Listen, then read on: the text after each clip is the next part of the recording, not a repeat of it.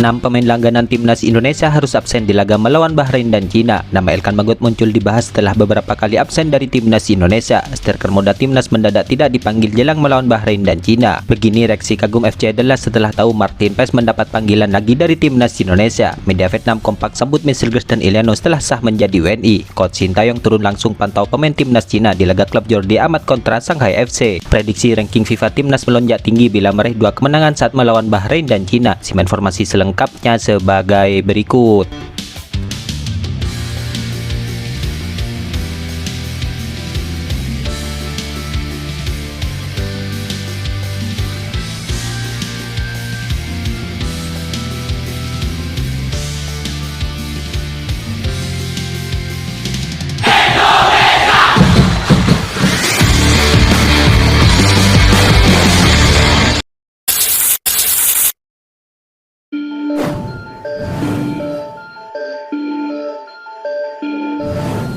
Pelatih timnas Indonesia itu Coach Shin Tae-yong diketahui hadir langsung di Malaysia untuk laga klub Jordi Amat kontra Shanghai di laga Champions Asia pada Selasa malam kemarin.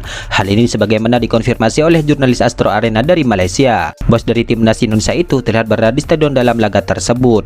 Juru latih Indonesia Shin Tae-yong kelihatan berada di Stadium Sultan Ibrahim, hadir menyaksikan perlawanan Johor Darul Takzim menantang Shanghai, tulis jurnalis tersebut. Dalam hal ini Coach Shin Tae-yong juga disebut diam-diam memantau aksi 5 pemain timnas Cina dalam laga tersebut. Kehadiran Coach Shin Tae-yong itu disebut sebagai mata-mata. Hal itu dikonfirmasi jurnalis Astro Arena melalui cuitan di akun X-nya. Dalam foto-foto yang beredar, Coach Shin Tae-yong menggunakan topi mancing dalam usahanya melihat permainan punggawa negeri tirai bambu. Selain itu, Johor Darul Takzim diketahui juga memiliki satu pemain keturunan milik timnas Indonesia, yaitu Jordi Amat. Di mana Jordi Amat diketahui bermain di menit-menit akhir dalam laga yang berakhir dengan skor akhir 3-0. Selain memantau Jordi Amat yang pada akhirnya dipastikan masuk ke dalam skuad timnas Indonesia untuk FIFA Matchday Oktober 2024 ini, Coach Shin Tae-yong juga turut memantau 5 pemain timnas Cina yang bermain di Shanghai saat itu. Ya, diketahui timnas Cina sendiri telah memanggil 24 pemain untuk melawan Australia dan Indonesia bulan ini. 5 pemain Shanghai itu termasuk di dalamnya. Target saya adalah mengalahkan Bahrain dan Cina, ujar Coach Shin Tae-yong kepada media Korea Selatan. Jika kami menang, peluang untuk meraih peringkat ketiga atau keempat akan lebih besar.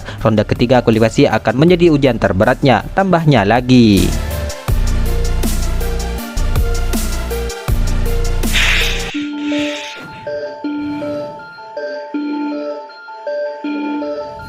PSSI baru saja mengumumkan daftar 27 pemain timnas Indonesia untuk menghadapi Bahrain dan Cina. Hal itu diumumkan langsung di akun Instagram @timnasindonesia. Salah satu yang dipanggil adalah kiper andalan FC Dallas, yaitu Martin Paes. Menariknya, akun FC Dallas tersebut gerak cepat alias gercep memposting ulang pemanggilan Martin Paes itu, di mana mereka mengumumkan pemanggilan Martin Paes ke timnas Indonesia hanya berselang 3 menit setelah akun timnas Indonesia mengumumkannya. FC Dallas mengunggah foto Martin Paes dengan seragam klubnya. Untuk Garuda, Martin Paes dipanggil timnas Indonesia untuk kualifikasi Piala Dunia, tulis akun FC Dallas.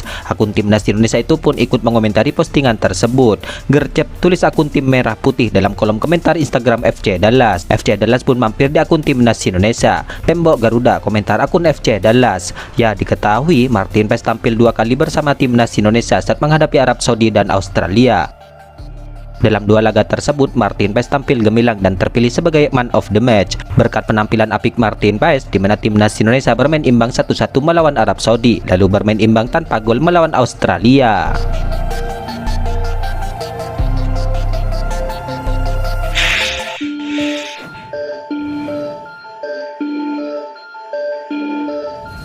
Ranking FIFA timnas Indonesia berpotensi melonjak tinggi seandainya nanti mampu meraup kemenangan saat bertandang ke markas Bahrain dan Cina. Mengutip perhitungan poin di halaman Football Ranking, timnas Indonesia berpotensi naik 9 peringkat. Hal itu dari urutan 129 dunia naik ke posisi 120 dunia andai menyapu bersih kemenangan atas Bahrain dan Cina. Kemenangan atas Bahrain dan Cina nantinya masing-masing diperkirakan Football Ranking akan menambah 16,89 poin dan 15,55 poin. Dengan tambahan total 32,44 poin, timnas Indonesia akan mengoleksi 1156,61 poin. Hal itu dengan hitungan-hitungan kasar tanpa memasukkan potensi hasil dari pertandingan negara-negara lainnya. Hal itu bisa membuat timnas Indonesia tembus ke peringkat 120 dunia, di mana skuad Garuda bisa mengangkangi posisi India, Siprus hingga Sudan.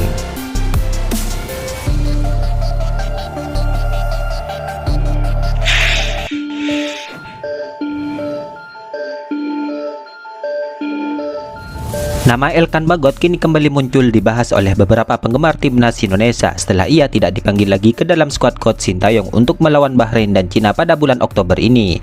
Ya, Coach Sintayong sudah menetapkan 27 pemain timnas Indonesia untuk 2 pertandingan tersebut, di mana skuad Garuda akan berstatus tim tamu saat menghadapi Bahrain dan Cina. Dalam hal ini, Coach Sintayong kembali tidak memanggil Elkan Bagot ke dalam skuad timnya, di mana Elkan Bagot sudah absen sejak putaran kedua kualifikasi Piala Dunia 2026 ini. Kala itu, Elkan Bagot sempat diturunkan di 2 pertandingan awal melawan Irak dan Filipina. Namun 4 laga berikutnya ia tidak mendapatkan panggilan. Hal tersebut pun kini menjadi pembahasan hangat di tengah para penggemar timnas Indonesia, di mana banyak yang berharap dan menantikan suara Elkan Bagot ini setelah sekian lama ia tidak buka suara di tengah perjuangan skuad Garuda.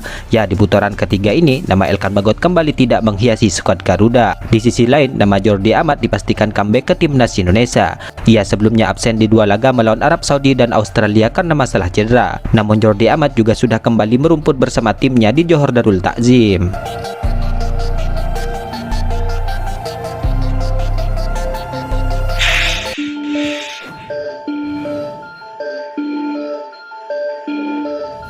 Media Vietnam kini ikut menyoroti kepastian Mesilges dan Iliano yang baru saja sah menjadi pemain timnas Indonesia. Ya, diketahui Mesilges dan Iliano sudah resmi menjadi warga negara Indonesia pada Senin malam kemarin. Kedua pemain tersebut juga sudah masuk ke dalam daftar skuad timnas Indonesia untuk laga melawan Bahrain dan Cina. Mesilges dan Iliano kini tinggal menunggu kepastian soal resminya perpindahan federasi dirinya dari KNVB ke PSSI. Dalam hal ini, kehadiran Mesilges dan Iliano ini juga menjadi sorotan media-media negara lain di Asia Tenggara. Di Vietnam, sejumlah media juga ikut antusias mengabarkan soal Mesilges dan Iliano tersebut, di mana The Tahu 247 menyebutkan bahwa kehadiran Mesilges dan Iliano ini akan menambah kualitas timnas Indonesia, di mana saat ini timnas Indonesia memang tengah berjuang di putaran ketiga kualifikasi Piala Dunia 2026 ini. The Tahu 247 juga menyoroti bandrol Mesilges yang ada di angka 7 juta euro, di mana angka itu disebut lebih mahal dari seluruh gabungan skuad timnas Vietnam di Piala Asia yang lalu. Tentunya dengan harga 7 juta euro, Mesilges akan menjadi pemain termahal di Asia Tenggara saat ini. Bahkan back tengah timnas Indonesia itu harganya lebih mahal dibandingkan gabungan seluruh pemain timnas Vietnam, tulis The Tahu 247. Sedangkan media lain seperti Bongda Plus menyebutkan bahwa timnas Indonesia berhasil mendapatkan 2 pemain keturunan yang masuk kategori pemain besar. Indonesia telah menyelesaikan proses terusi 2 bintang besar dari Belanda, tulis Bongda.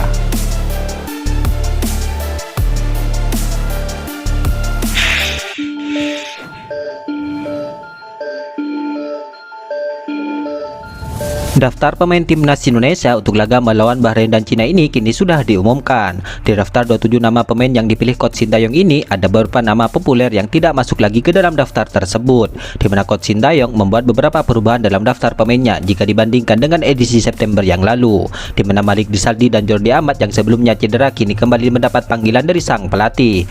Mesilges dan Iliano juga mendapatkan panggilan. Saat ini proses perpindahan federasinya dari KNVB ke PSSI pun sedang diupayakan agar mereka bisa bermain. Justin Abdullah yang menjadi nama populer di skuad tim Merah Putih kini tidak dapat panggilan ke timnas Indonesia lagi. Padahal saat duel melawan Australia, Justin Abdullah tampil sangat solid. Berikut nama-nama populer yang tidak masuk ke dalam daftar panggilan Coach Sintayong edisi Oktober ini. Yang pertama ada nama Elkan Bagot. Ada latar belakang yang cukup rumit pada kasus Elkan Bagot ini, di mana ia tidak pernah mendapatkan panggilan dari Coach Sintayong sejak Piala Asia U23 2024 yang lalu. Ketika itu Elkan Bagot tidak memenuhi panggilan untuk membela skuad Garuda Muda. Padahal Elkan Bagot sempat menjadi andalan Coach Sintayong pada awal kebersamaan di tim Merah Putih. Penampilan terakhir Elkan Bagot bersama timnas Indonesia terjadi pada laga melawan Australia di Piala Asia 2023 yang lalu. Yang kedua ada nama Justin Hubner. Ya, Justin Hubner menjadi amunisi penting di lini belakang timnas Indonesia di beberapa ajang terakhir. Selain dikenal dengan gaya bermainnya yang keras, namun Justin Hubner juga punya kemampuan umpan jauh yang spesial. Justin Hubner dikabarkan mengalami cedera bersama klubnya saat ini, di mana sang pemain sudah lama absen dari Wolves U21 sejak Agustus yang lalu.